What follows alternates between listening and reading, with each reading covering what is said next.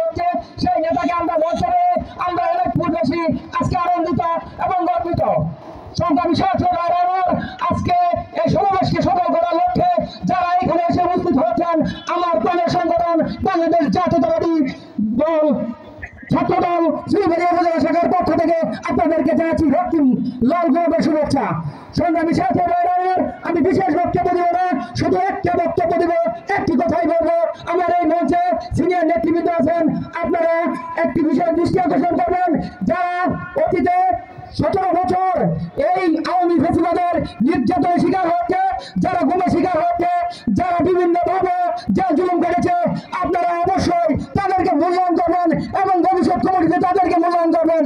যারা কিছু কিছু লোক আছে যারা নৌকা আসলে নৌকা, টাক আসলে টাক, বিভিন্ন সময় বিভিন্ন দলকে পুঁজি করে তারা বেঁচে থাকে, তারা যেন কোনো কমিটিতে স্থান না পায় এবং তাদেরকে চিহ্নিত করার জন্য আপনাদেরকে জোর দাবি জানাচ্ছি। আমাদের এলাকায় এটা আতুরঘর, আমাদের এলাকায় আমি দেখি আমাদের এলাকায় সর্বোচ্চ সংখ্যক ভূমিকার মধ্যে হাইব্রিডের অবস্থান। তারা যাতে কোনোভাবেই আমাদের এই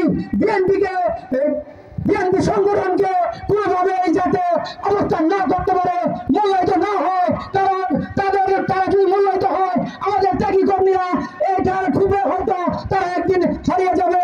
তাই আমাদের রত্ন আমাদের ত্যাগী কর্মীদেরকে ধরে রাখতে হলে অবশ্যই আপনারা অদূর ভবিষ্যতের সামনে কমিটিতে তাদেরকে মূল্যায়ন করবেন বলে আমি আশা করছি।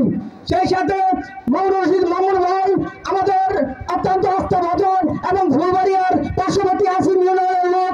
আমরা যদি মামুন ভাইকে এমপি হিসাবে পাই তাহলে আমার মনে হয় ইউনিয়নের সর্বোচ্চ রাস্তাঘাট এবং সর্বোচ্চ উন্নয়ন সাধিত হবে বলে আমি আশা করি।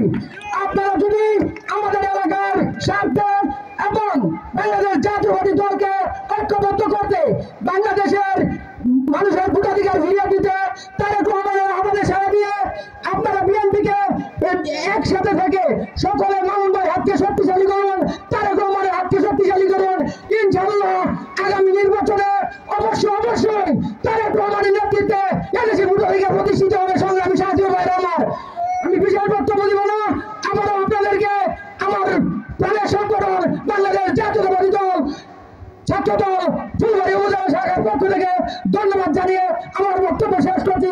শহীদ জিয়া অমর হোক, খালেদা জিয়া জিন্দাবাদ, তারেক রহমান জিন্দাবাদ, মামুন ভাই জিন্দাবাদ জিন্দাবাদ। সকলকে ধন্যবাদ।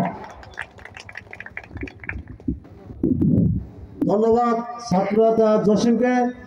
আমাদের মাঝে উপস্থিত আছেন